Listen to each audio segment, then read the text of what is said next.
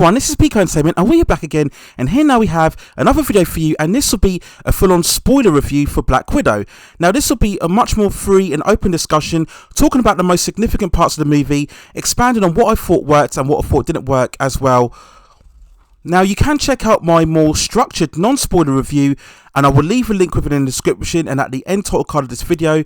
And overall, I enjoyed this movie and I was entertained mostly throughout. There are a couple of issues which I will delve more into this review overall. So just again, your final warning as to this will be a spoiler review. So if you haven't seen the movie yet, I advise you go out now, watch the film, and then come back to this overall review. So let's get straight into it then. The first standout moment for me within this film was the opening, which I thought was very good. We get a flashback where we see a younger Natasha with Yelena at home with both her parents, David Harbour and Rachel Weisz, of course, and they're really just enjoying very much a family time together. We see them walking through the forest and in the home having family dinner.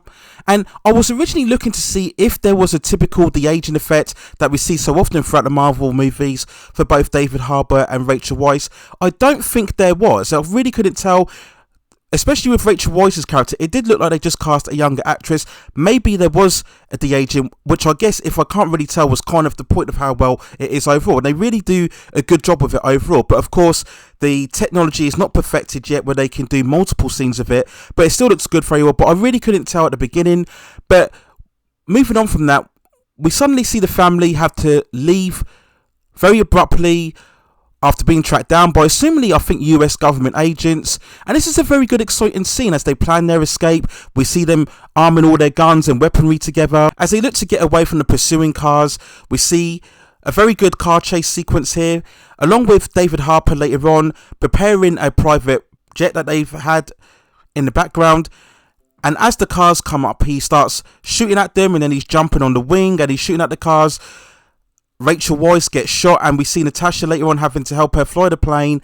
Very well done. It was very compelling, I think, overall. Very good dramatic music, and you really felt the desperation of the family trying to get away. And it's quite a different opening from what we normally see from Marvel movies. So very good, well executed sequence. And then shortly after, we see the emergence of Ray Winstone's Dreykov. For me, I've just felt he was sadly underdeveloped, and it's a shame because Ray Winstone is a very good actor. But we get in a very emotional scene where we see Yelena being taken away. We see Natasha coming up to her defense. She points the gun at everybody. We get a very dramatic moment where we see the girls being put into the Red Room program. They're being taken away from their parents.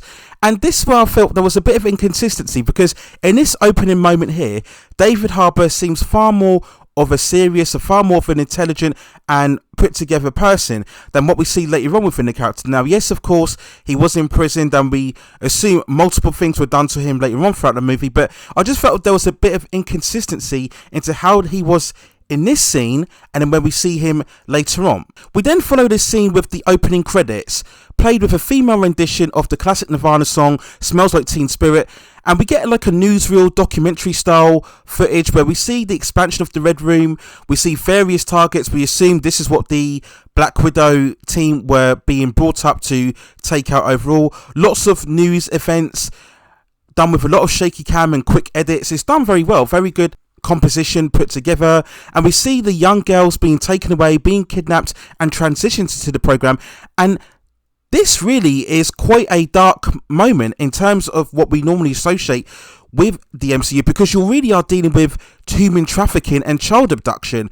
Very intense subject matter normally, you know, especially when you put it at the beginning of the movie. I think overall, in terms of the MCU, I still feel the darkest moment was probably this scene where Tony Stark watches his parents die on the videotape at the end of Civil War. But I think this sequence here certainly startles you a bit in terms of what you might be prepared for in terms of the movie. It wasn't graphic, there was no, overly violent scenes, but the intention is clearly there, whether you are an adult or a youngster watching it, and it's quite a ballsy move, I think, to open the film with. But sadly, overall, the film doesn't stick to that particular tone, so you might be disappointed. And I think, yeah, maybe I was a bit disappointed that they didn't follow through on the initial opening of the scene. Again, because it's Marvel, it's going to have that overall family orientated tone. So maybe they wanted to be serious but felt that this was the time to do it, and they knew that they won't be able to maintain this tone throughout the rest of the movie. So it's a bit of a shame that they didn't follow through on that. I think it actually would have helped with the conclusion of the film, but I'll talk about that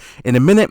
The next big scene for me was the Taskmaster fight. This follows Natasha being on the run. Of course, we do get an appearance from Thunderbolt Ross again when he's leading the government in trying to take her down, because they blame her, or they've announced that she's responsible for the assassination of T'Chaka, who was T'Challa's brother, of course, in Black Panther. That's when we saw the assassination of him back in Captain America Civil War. Again, this is where that movie takes place shortly after. And after Natasha has kind of got herself together and settled down, she's tracked down by Taskmaster, and I thought this was a really good fight. We had really good choreography between the two, and this is where Taskmaster had that similar menace, I think, and imposing nature, just like what we saw with Bucky. If you remember from Winter Soldier, that's what that film did so well. Every time Bucky was on screen, we had that kind of rock techno music, really building up the suspense of when he emerged, and they had a similar effect in the beginning as Taskmaster. Now, I've said before in previews that I wasn't a big fan of the overall design of Taskmaster, and I still reckon they could have done better. And again, if you go online and you look at a couple of other designs, you'll find superior designs of the character, but still, in terms of the way that the character moved and its voice sequence overall, he looked very good on screen. And we see here later on when he's scanning Natasha and he's copying her fight moves and poses and her mannerisms, again, as per the source material of the Taskmaster character. And it's a good fight scene overall, and he throws her or kicks her off the bridge, very good as well.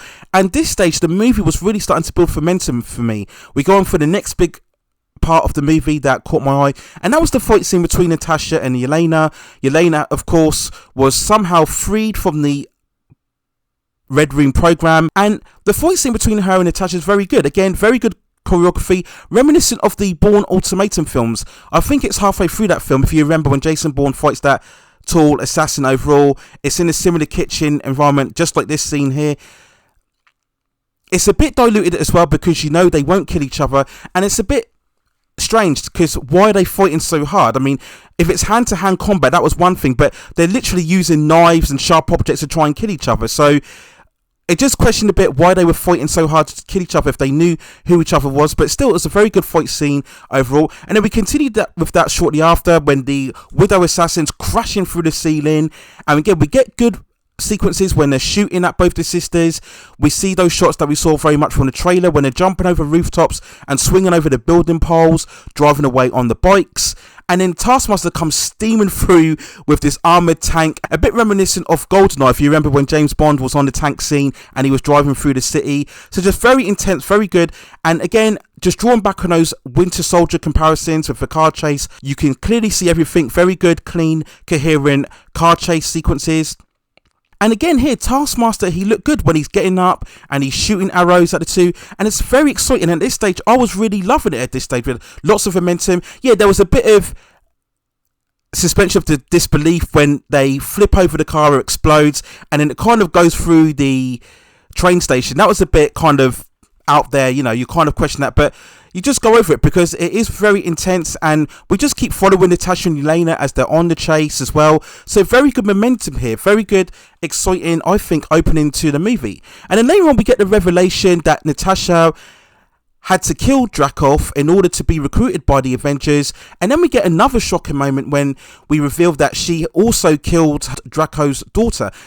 We get that scene when she's sitting by the car and she sees Dreykov at the phone in his apartment, and then shortly afterwards she sees the daughter running forward into the apartment. And of course, this is the point when Natasha could have called off, because we assume it's the SHIELD, I guess, are on the phone with her and they're waiting for her to give the okay before they can detonate the building. But the fact that Natasha still waits for the daughter to walk into the building and still gives the order, again, that's a very startling revelation and another dark moment within the MCU. And I thought this was a very good scene because it just adds a lot of depth and layer to Natasha, who I commented in my non-spoiler review was far more reflective and remorseful in this film. If you go back, particularly in Winter Soldier and the First Avengers, she's got that far more of that free confidence. But I didn't mind that. I think that's good character progression. And following the events, of course, of Civil War, where the Avengers have been dispersed and scattered. So, yes, we would see a bit more of a reflective tone in Natasha's characters. And I also liked the quieter scenes between Yelena and Natasha as well. I really liked Florence Pugh. I think she surprised a lot of people. I didn't really see a lot of her prior to this movie. I do remember she was in that film The Commuter with Liam Neeson, and she only had a small role in that film, but I liked her a lot here because she's a lot more sarcastic, and she's constantly putting down Natasha, remarking on her constant superhero poses that she has throughout the Avengers movie, where she flicks her head, she crouches down. So that was just nice moments overall, and I think if we compared it to, I think Florence Pugh actually had a bit more license and freedom because she's a new, fresh character. So that's the standard Marvel tactic, is when we get a new fresh character, they always have this more of this charismatic, upbeat tone about them, and then as we progress through the cinematic universe, that's when they start to add more depth and layers to the characters. So I really liked Florence Pugh. I think she did a very good job in. Now, of course, if they are intending for her to replace Natasha as Black Widow, I think that looks very good for the future of this particular character. And again, I think the interplay between the two, as we got in between the action sequences overall, was very good. We had lots of humour, but it wasn't cheesy humour. It wasn't anything that I think undercut the initial threat of the action. So I loved the banter and the chemistry between both Florence Pugh and Scarlett Johansson throughout the first 2/3 of this movie. The next significant part was the emergence of David Harbour as Red Guardian, and we see him in the opening scene when he's giving arm wrestling contest to the other convicts in the prison overall here. Now, one thing I didn't get here is that he's got the super soldier serum. He's basically the Russian counterpart of Captain America. And when Natasha and Yelena, they go to rescue him from this, we see them contacting him via the helicopter. And we see him being able to easily take up the guards and rip off the doors and bust through the walls. I was thinking, why didn't he break out earlier? We assume he's been in here a very long time. He refers to that actually later on when they're in the helicopter scene, how Drankov had him arrested following the handing over of both of his daughters because he knew the program. Again, you could wonder, why didn't they kill him? Maybe because he had the super soldier serum, maybe they wouldn't be able to kill him, I don't know. But if he really felt he was a threat to the Red Room program, he could have just assassinated him. But I just kept thinking, why didn't Red Guardian just break out? He certainly seemed way stronger than any of the other soldiers or the convicts within the prison. So I don't know why, but overall I think David Harbour's performance, it was a bit hit and miss for me. I think when he was trying to form a bond, a connection with the daughters, it worked well. But when he's being more jokey and he's throwing more wisecracks and he's trying to be more comedic, it didn't quite sit well with me. It wasn't awful, I'd say, but again, this is what you get with the MCU. This is what I think frustrates a lot of fans. Again, this constant adhering back to the comedy when we should really get more serious and dramatic moments. And yeah, that did happen a few times within this movie, but the helicopter rescue sequence I thought was great overall. You've seen it a lot in the trailers when you see them both in their helicopters and they're shooting targets, and then that triggers an avalanche and they're really swinging through. We have great shots again of Scarlett Johansson when she's in the white costume and she's swinging in the helicopter. She goes through to rescue the Red Guardian. Very great scenes throughout. Now, one thing I've seen is a lot of people in their reviews, they've complained about the certain remarks given in terms of the sterilization of the Black Widow program. Now, if you remember, they did refer to this way back in the Age of Ultron when we had that scene between Natasha and Bruce Banner, and they were comparing the fact that they're both monsters, and this is when Natasha referred to what happened to her in terms of the sterilization. And again, that was something they really should have expanded on a lot more in the Age of Ultron. We had those quick cut flashback scenes and they really didn't stick to that a lot more. Now, again, this is where I'm a bit disappointed in this movie because that's what I was expecting to see more of. We should have seen more depth in terms of the Red Room program and seeing Natasha go through. I thought we were going to get multiple flashback scenes of Natasha going through the traumatic experience of the sterilization. Again, they could have done that similarly with Yelena as well. But the issue that a lot of people have is that basically there's this back and forth and banter between the two, and then Yelena is just casually talking about her sterilization, and it's quite a graphic description. Again, if you're looking at the perspective of the MCU being more family orientated movies, and the way she's talking quite in depth in terms of the sterilization, it's a bit kind of concerning almost, I would say, but it's played for laughs, and some critics were very annoyed by that, the fact that you should really have a more intense, serious discussion here and we're playing it more for comedic laugh. So I can understand that criticism as well.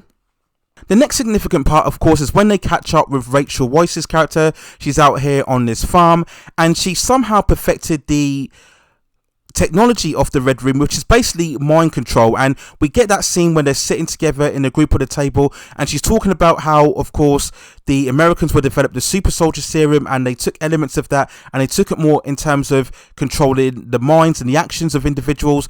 And we get that scene. It was kind of funny at the beginning when they bring the pig in and she's able to control its movements, and she essentially gets the pig to play dead for a couple of seconds before reviving it. So that was quite a good humorous moment. Again, there may be other people that take issues with that. And overall, this scene, I liked the banter and the camaraderie between all of the family on here when they're sitting at the table. Again, this is a scene you've seen in the trailers.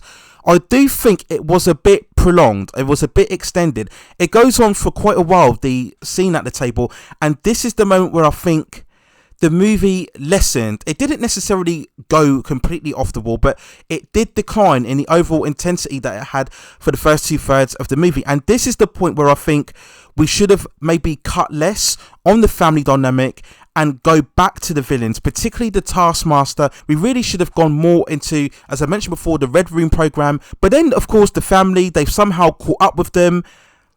They managed to apprehend them.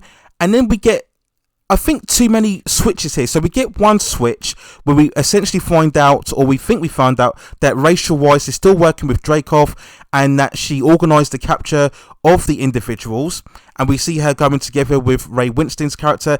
Again, his performance was just a bit off. We see him in the scenes with Rachel Weisz's character, intimidating her, but I never really felt it. It was a bit similar to the main spy leader, that what we saw played by Kenneth Branagh in Tenet. They were trying to go for this really imposing villain, but it just never felt true. And I think they needed more scenes, more development with this character. Again, we could have done more with showing remorse as what happened with the supposed killing of his daughter. Rachel Weisz and Scarlett Johansson, they swapped characters.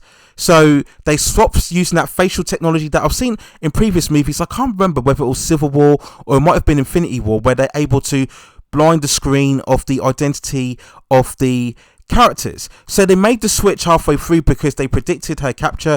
So when Black Widow comes into contact with Dreykov, we think it's Rachel Weisz, but actually it's Natasha. And the whole point was that they wanted to infiltrate the Red Room base because we knew that Rachel Weisz's character knew basically the locations of it. So the Red Room itself turns out to be this fortress in the sky. Again, that's typical comic book movie. We had the same instances, of course, with the Shield base, which is based in the sky as well, with the helicarriers. So yeah, the confrontation between Natasha and Dreykov, this really should have been an impactful and really compelling scene, but it doesn't, because I think part of it is Ray Winstone's delivery, but then it's the whole setup, the way that we explain what happened in terms of the Red Room program. We find out that there's a mental control still within Natasha that disables her from being able to kill Dreykov, and we get these weird scenes where basically Natasha, to disable the device, she has to bang her head on a desk, and it was a bit unconvincing, to be honest. I think they should have just left out the mind control distance. They wanted to have a prolonged confrontation, but it never really landed. And again, we should have had further development of seeing Dreykov in the fallout of his daughter and what happened, and really built on the more revenge angle of him trying to get back at Natasha for what happened with his daughter overall.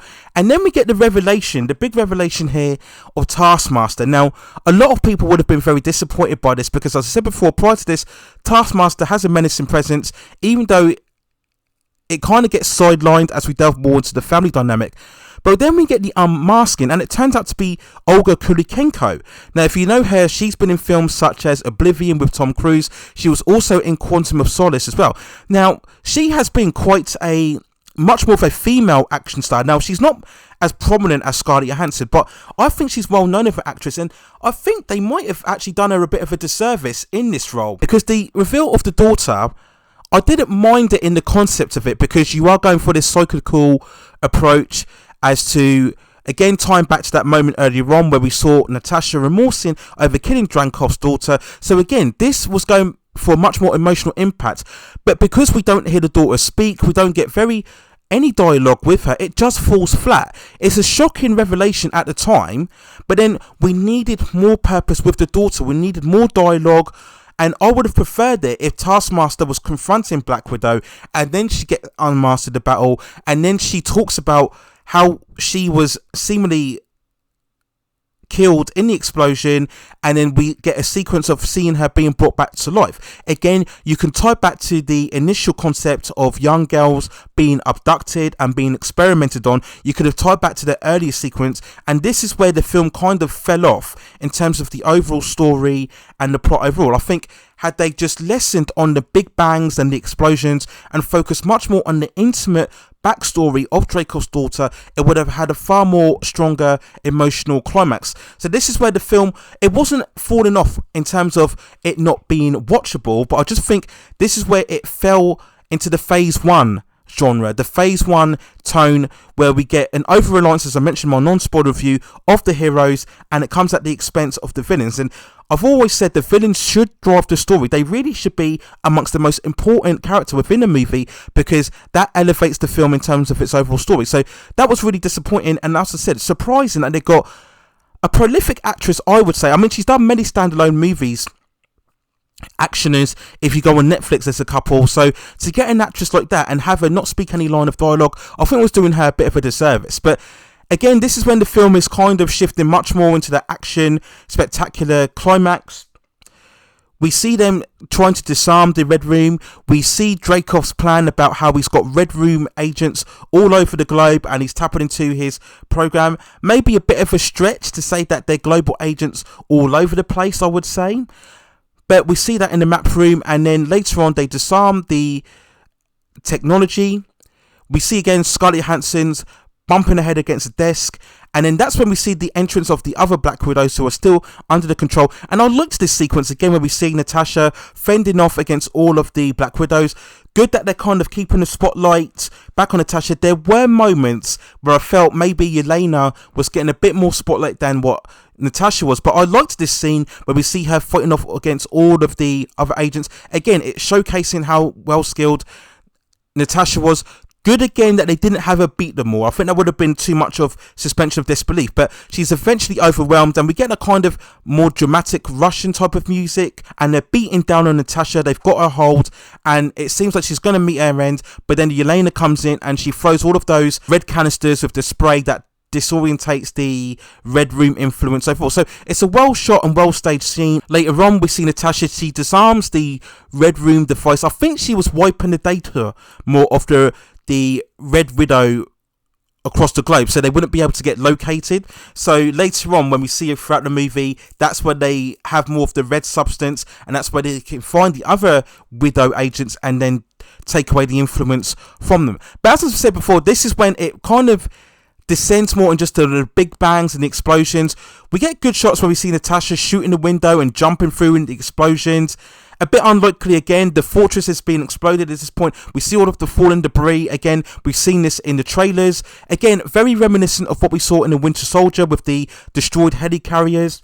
And Natasha is kind of floating through and skydiving down. She's rescuing Yelena, who ends up killing Dreykov when he's trying to make escape in one of the helicopters. And she puts the two blades in the spinning blades of the helicopter, and that explodes. So again, just fell flat, very underwhelming in terms of his depth overall. So you're kind of in by the numbers process at this point, following through, and then we see Taskmaster skydiving down. I think the skydiving sequences look good. You know, okay, they were a bit obvious in terms of CGI when we see the other agents trying to track down Red Guardian and Rachel Weisz's character as well, but I like these sequences overall. And then we see Black Widow and Taskmaster fighting in the sky. Again, I would have preferred a standout encounter very similar to what we saw in the beginning. I think they should have gone for a much more of a grounded fight between the two. So the skydive looked good, but I think in overall context they should have gone for a much more smaller scale battle. Again, that would have carried a lot more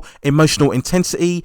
And Taskmaster is kind of beaten too easily. We get this back and forth where Natasha's kind of holding back in terms of the battle, and she's kind of pirouetting. And yes, this is another criticism some people have pointed out in terms of the CGI doubles. And yeah, when they get the final fight and Natasha's doing somersaults and flips. Yeah, it is a bit too obvious, the CGI double. So I don't know why they did that, because you could have easily had a stunt double. It's not too hard to have a stunt double with a red hair and give Natasha the fight sequences overall. So I don't know why they did that. But she's overall beaten again with the red canisters, and we see her unmasking again. So Natasha is just remorseful as what happened with her. Again, could have had a bit more. As I mentioned before, to have that overall emotional weight and impact. But then we see the others catch up with Natasha, and then we see the other Black Widow agents. And again, this is them without the influence. So the overall gist, I guess, now is that Yelena is going to team up with the other Widow agents, and they're going to search out the other females who have been under the program, and I guess now are scattered all over the globe. So they're going to try and round them up together. They're all standing in the fields, and then this is when we see the arrival of Thunderbolt and I assume the other US agents. So then they fly off in the helicopter, and then Natasha stands in this pose as the agents come through to apprehend her. So then we get a following scene after that, where we see now that somehow Natasha has managed to escape. She's got the shorter blonde hair, as what we saw in Infinity War. So this is leading up to her. She's going to reunite with Steve Rogers. At the end of Civil War, you remember he was going to rescue the other teams who were in the underwater fortress, if you remember. So this is leading up to Natasha helping those out.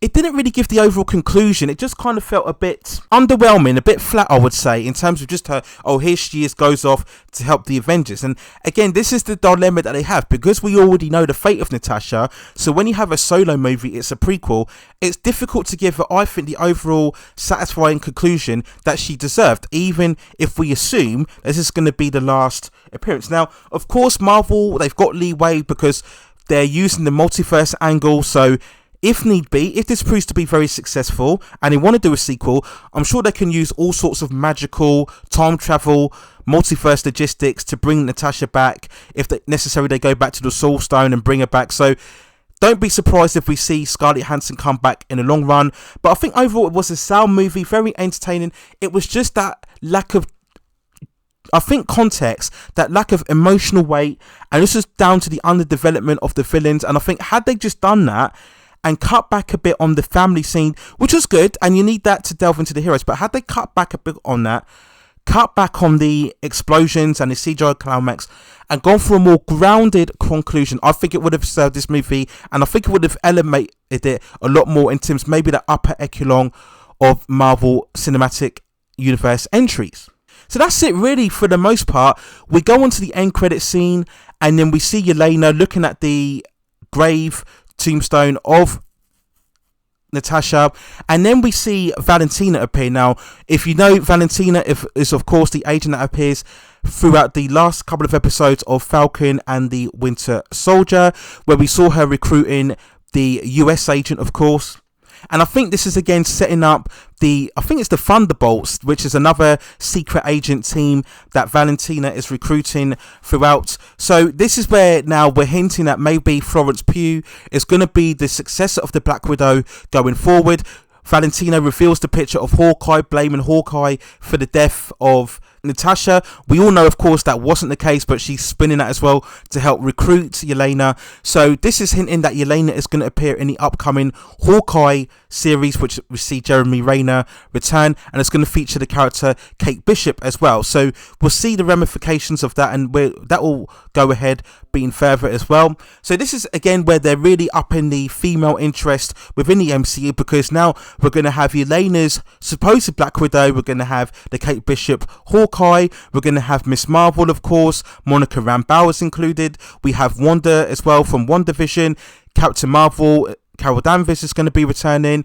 So this is the big push, of course, with the more female interest within the MCU, or the MCU as many people have pointed out overall. So those really were my overall highlights and significant points throughout this Black Widow movie. Overall, as I've said before, it's a solid, entertaining entry. It's not the best Marvel movie ever, that's what I saw of the earlier reviews, but it neither is the worst film ever. And I know there is I think there's a eagerness within fandom to see the MCU fail, and I'll talk about that in a separate video overall, but I don't think this is the case. This is not the film that's going to bring the MCU down. This is not the end of the MCU era. It's a very solid entry. I think it's good that Scarlett Johansson got her debut film as Black Widow. I'd like to see a sequel perhaps, but then I'd like to see a forward continuity. I don't want to see another prequel or retroacting what's gone on previously before. So if they can work out some sort of magic method to bring Natasha back or move forward then with Florence Pugh as Black Widow, then let's see that. But let's see a forward continuity. Let's move on forward now. No more prequels, no more retrofits. Let's move forward now with Eternals, Shang-Chi, and the other Marvel Cinematic shows on the Disney Plus format. And let's move forward overall and get this Phase 4 kicking moving forward. So those are my overall thoughts and feelings and spoiler reflections on Black Widow. Let me know what you think in the comments below. What did you feel were the most significant parts throughout this movie? What parts did you feel worked as well and not as well throughout the films? Let me know what you think in the comments below. I will talk a bit more about the box office of Black Widow when it's released and the overall reflection, as I mentioned before, in terms of how the MCU is currently being perceived going ahead forward. But that's it for now really. Please also hit those like and subscription and notification buttons so I can provide you with more high quality reviews like this in the future. But that's it for now. Take care of yourselves, stay at safe distances, and I will see you very, very soon.